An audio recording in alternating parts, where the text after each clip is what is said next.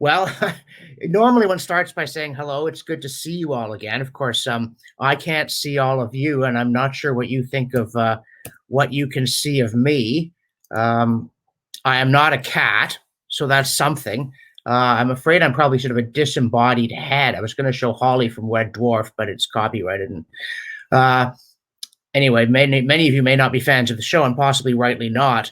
So you can see my head. I don't know what you'd think of my body. They're not queuing up to do sculptures of it. I can tell you that, at least maybe this kind, but not the other kind. But here I seem to have digressed slightly because we are here, as always, to try to get better government. We're trying to get better government for Canada if possible, for Alberta regardless, and by referendum, by golly. And by the way, Danny mentioned this issue of why are you bringing people from outside Alberta, and he left me off the list of people from outside Alberta. Maybe I seem very Albertan. I would be flattered to think so. Also, if you ever do separate, you can bet that a bunch of us are going to show up and say, let us in, let us in. So that's another test of whether we ought to be here. But the thing that's different this year, apart from the obvious disembodied head problem, is that we're here to talk about getting better government through a referendum. And those of you who've been here in past conferences or were told you should have been here know that we've talked about all kinds of subjects, from balanced budgets to climate change. And we've also talked about something that has occupied the thing I call my mind quite a bit, to steal a phrase from Terry and the Pirates, which is how to get good government. And I want to emphasize here that the problem of how to get good government is quite different from the problem of what is good government. I think in a lot of areas, we know what we want. And when I say we, at least in Alberta, you're not three weirdos in a phone booth, as it sometimes feels in Ontario. There's a whole bunch of you who understand what ought to be done and are pretty clear, but are also increasingly frustrated by the fact that it's so hard to get. Those of you who were here last year, as that term is now employed, remember that my brother Bill gave a talk. Bill runs the C.D. Howe Institute. And C.D. Howe gives a great deal of very good advice to governments that, I'm sorry to say, seem to me only to listen to the stuff they already wanted to hear before they said it. And that's why we're joined by Lon Chaney, because I want to remind you near the beginning that there are no silver bullets. There's no way that I can make a recommendation or that you can and then have it happen through a magic spell, not even if we deliver a magic spell in Latin. So I'm very grateful to J.K. Rowling for having the Harry Potter magic be in Latin, along with some other brave things that she's done. But if we don't have silver bullets, we've got something here. We don't have magic spells. And that's that Jason Kenney's administration, for reasons of its own, decided to hold this referendum on equalization in the fall of this year, and perhaps we'll still go ahead and do it. Now, I said for some reason, and the reason, I don't mean to sound too cynical here, but one possibility is that he wants to evade the issue rather than give it firmer shape. We don't even know what the question is yet, but we do nevertheless know, the first person has phoned me during my presentation, go away. We know that the question, though we don't know what it is already being used for fundraising. And that is no big surprise. And so my guess is that what they're cooking up is some convoluted question about a commitment to negotiate a framework for revising the conceptualization. But even if they do have one of these cunning plans, it is a comforting thought that politicians' cunning plans often misfire quite badly. They've opened up the possibility of asking the people of Alberta what should be done about a major public policy issue. And it may be that in consequence, they're going to hear from the people of Alberta about what should be done about a major public policy issue. And that means that we're getting a bit closer in this conference to the sharp end, but without getting sucked into the bog of partisan politics. And I want to emphasize here, not that it's going to be news really to most of you, but one question that has already been placed before the people of Alberta and decided was, if we elect Jason Kenney, can we relax about big bad government? Unfortunately, no, we cannot.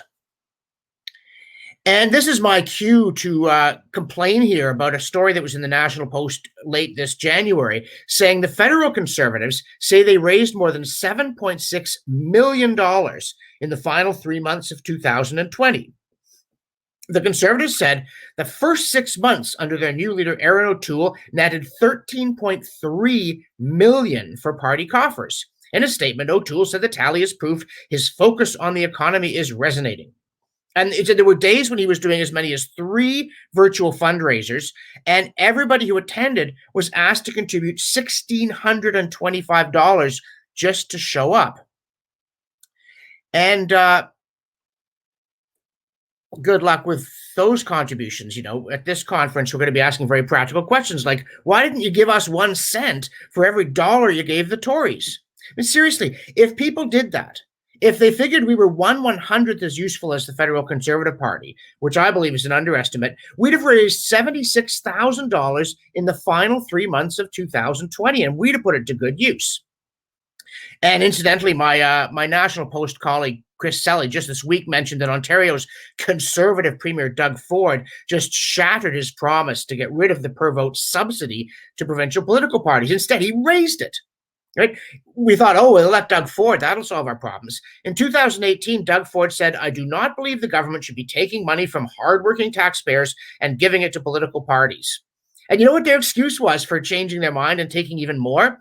The Attorney General said the discussion around the sunsetting of the existing quarterly allowance occurred in a pre-pandemic environment. It was based on an expectation that parties and candidates could increase outreach and engagement with voters without facing unprecedented obstacles. And then he said, we don't want a situation where parties aren't part of the discussion because they can't afford to be there. Right, as Chris Selly said, so the Ontario Tories raised $4.5 million in 2020 and still felt that they had to help themselves to more of your money. The federal parties did a little bit worse, but as he also put it, between them, the federal Liberals and Tories raised $36 million. So that seems like quite a bit of money, and 75% of it is subsidized, right, because of these tax credits. 75 cents on the dollar for the first 400. And then Selly said, hey, look, the federal Liberals deployed 2 airplanes in the 2019 campaign. If none of them had any airplanes, we'd still have a prime minister. And what's the deal with saying that the parties can't possibly do with less money at a time when we're being locked in our homes? And then Selly made another point, which is very important and gets me off just whining. We said the subsidy can only exist on the premise that a vote for a candidate is a vote for the candidate's party, which he points out isn't legally true. Your MP is theoretically free to do anything, whether the party likes it or not, and all the party can do is kick them out. And he adds, surely not a single person who doesn't work in a Canadian legislature thinks there's too little party loyalty and too much independent thought. And he says, if you want to give your favorite political party $1, no one's stopping you. If a supposedly conservative party won't end it, who will? And my answer is, well, maybe we will here in this conference. Because the question here isn't, brother, can you spare a dime? Though if you can, you know where to find us. The questions, what should go on that Alberta referendum? Because I'm very much concerned that if you leave it to the politicians, they'll ask a question they don't want answered in a way that makes it impossible to answer. So you may remember Quebec had an independence referendum back in 1980. But look at this question. This is what they seriously asked. The government of Quebec has made public its proposal to negotiate a new agreement with the rest of Canada based on the equality of nations. This agreement would enable Quebec to acquire the exclusive power to make its laws, levy its taxes, and establish relations abroad, in other words, sovereignty, and at the same time, look about in other words at the middle of your question, and at the same time to maintain with Canada an economic association including a common currency. Any change in political status resulting from these negotiations will only be implemented with popular approval through another referendum. On these terms, do you give the government of Canada the mandate to negotiate? Somehow, despite all of that, 59.56% said no, 40.44% said yes, and 99.9% said, huh? But it really does seem to be Yvonne Deschamps' joke about wanting a separate Quebec and a strong united Canada. I mean, had it passed, the lobsters might have learned a thing or two about pots, but they went back in 1995, and, with this plain-spoken Jacques Parizeau involved, the question was a little more straightforward. This time it was, do you agree that Canada should become sovereign after having made a formal offer to Canada for a new economic and political partnership within the scope of the bill respecting the future of Quebec and of the agreement signed on June 12, 1995? And who's read that, right? And what's the formal offer going to be? This is a vote for sovereignty and for association and for continuing to be in Canada. And it was pretty close. You got 50.58 saying no, 49.42 saying oui, and again, 99.9% going, eh? And now in between these two, we had Brian Mulroney's Charlottetown Accord vote on what looks like a sort of straightforward question. Do you agree that the Constitution of Canada should be renewed on the basis of the agreement reached on August 28th, 1992? But again, it doesn't say should that agreement be made into the Constitution. So you've got this renewed and on the basis of kind of Weasley stuff, besides which who had read, or if they had read it, who could possibly remember the agreement?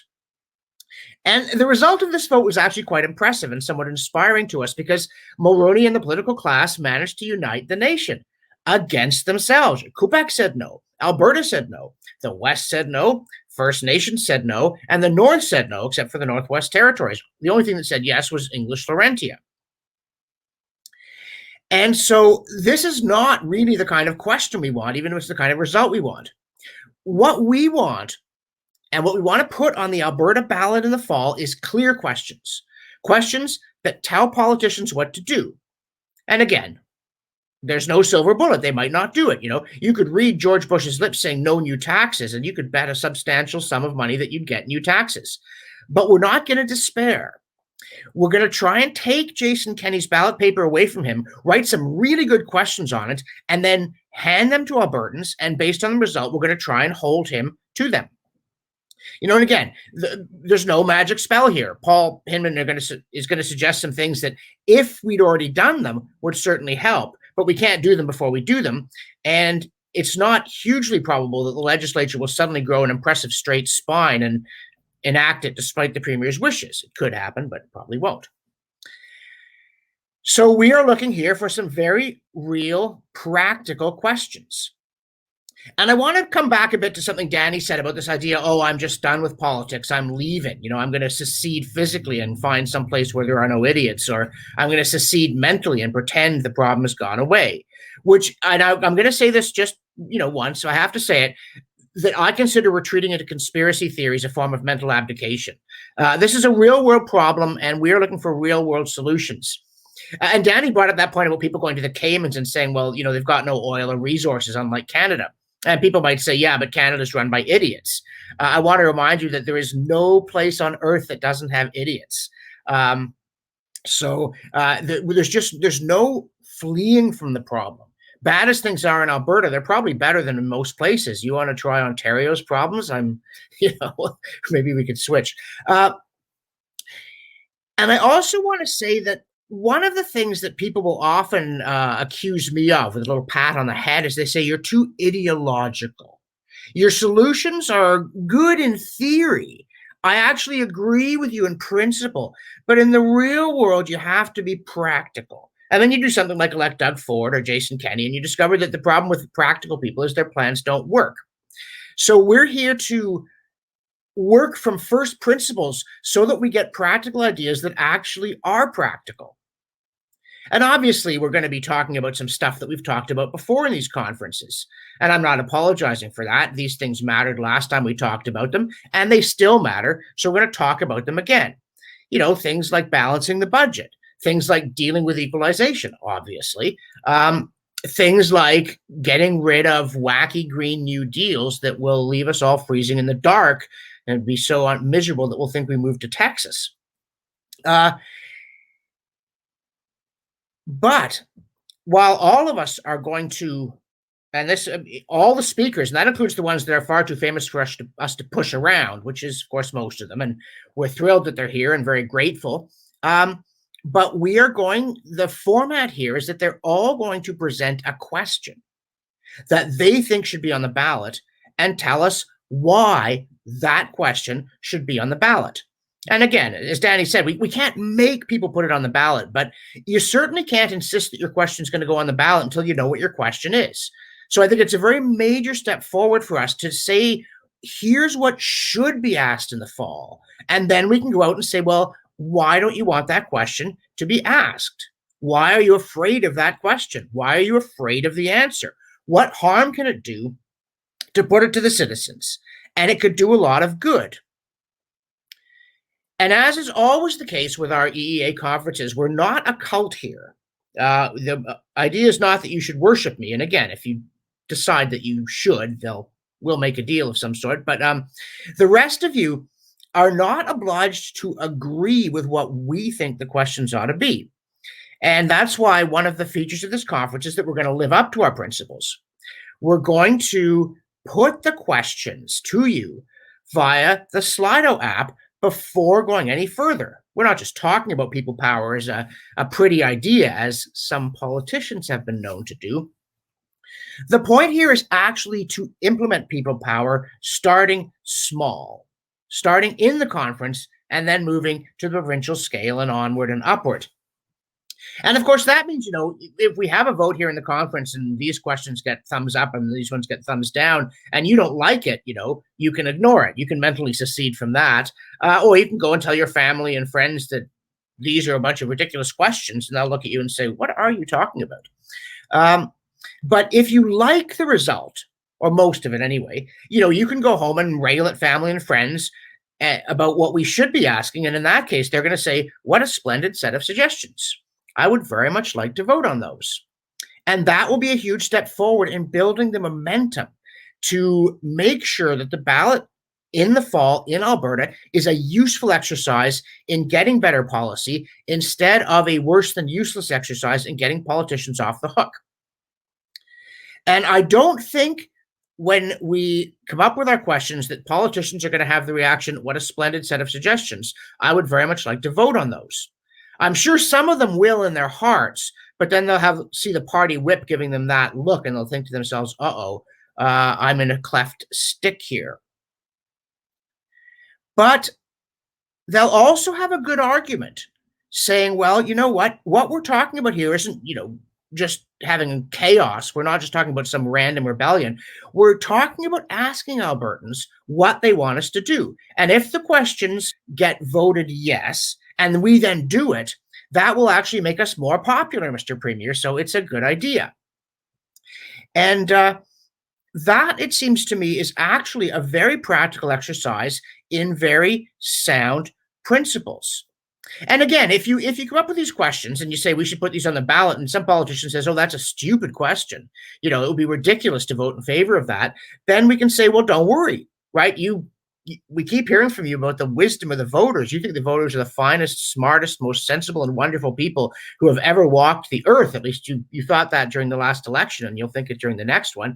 So if that's really true, then they'll obviously vote down the Dumbo questions, right? We don't have to worry about that.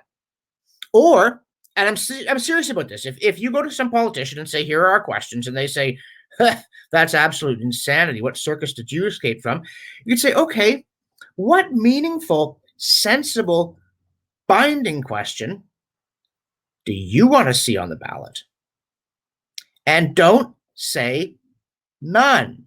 Don't say, I don't want to hear from the rabble. I'm in power now. That's a really bad answer. So I think it's actually a very effective way of getting a discussion about what should be asked and why it should be asked.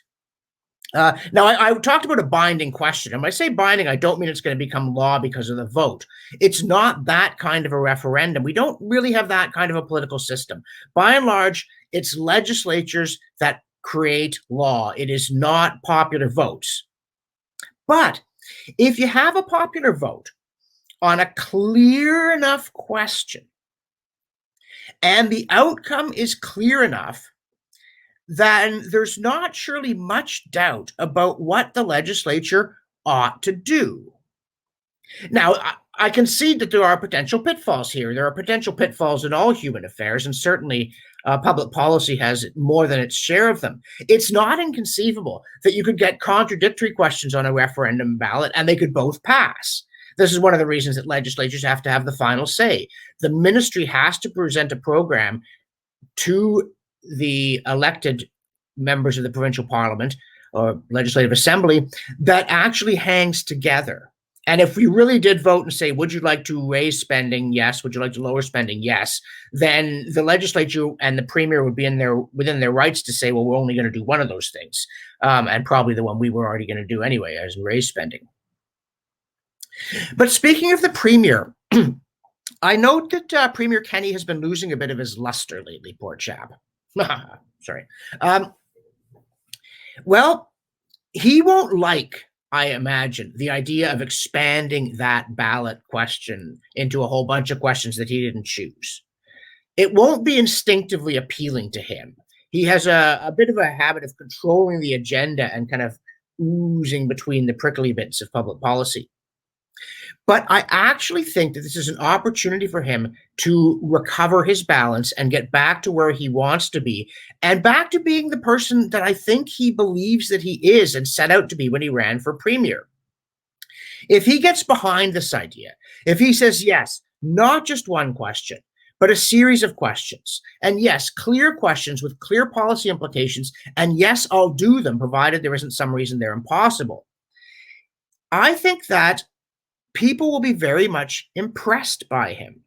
I think it will have them saying, okay, that's the Jason Kenney we thought we were electing. He's a pretty good guy, especially if we get good questions on the ballot.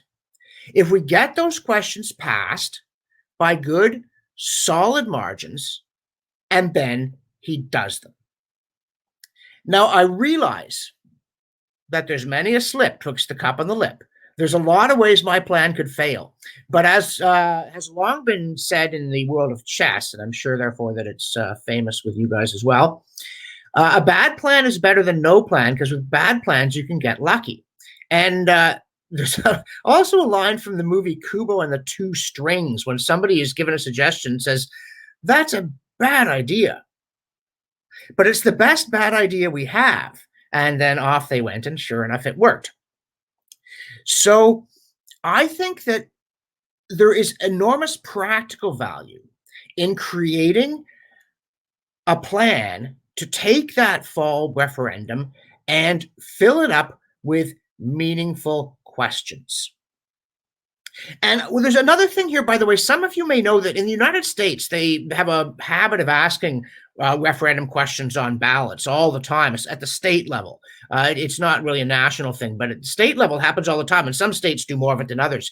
But American voters frequently find themselves with a ballot that runs on for pages with all kinds of initiatives. Some of them very fiddly little ones about a specific law. Some of them quite general, like California's Proposition 13 about limiting taxes. And American voters may not make better choices than other people, but I don't think they make worse choices. I mean, you might think they do at times, but then again, look at who gets elected in other places.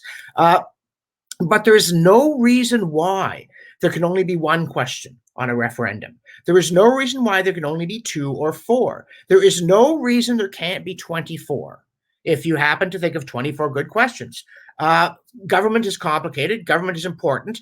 And one of the infuriating things about elections is that you only get to vote for one candidate, and they have this bundled up package of policies. And you might well find that, on balance, you like these ones so much that you don't mind those ones, or you don't like this collection very much, but it's way better than what the other candidates have.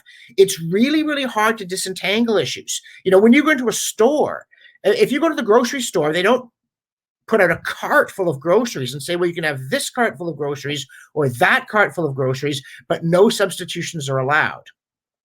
And if they did, you'd go to a different grocery store. You'd be horrified by the thought that if you wanted to get the kind of milk that you liked, you'd also have to get the kind of bread that you don't like, or some form of lactose-free yogurt, or if you're lactose intolerant, some form of high sugar yogurt. But politics is very much like that. And if the ballot idea catches on, then that's a solution to this problem as well. And that parties could actually put forward a platform and then look at the referendum results and say, well, we're going to implement our platform. That's what we said we'd do. But we noticed from the referendum that this part of our platform was hugely unpopular with people. And so we're going to abandon it, not because we lied to get elected, but because we listened to you. because you, the people, told us, yeah, we like A, B, and C, but D is a loser. Don't do it.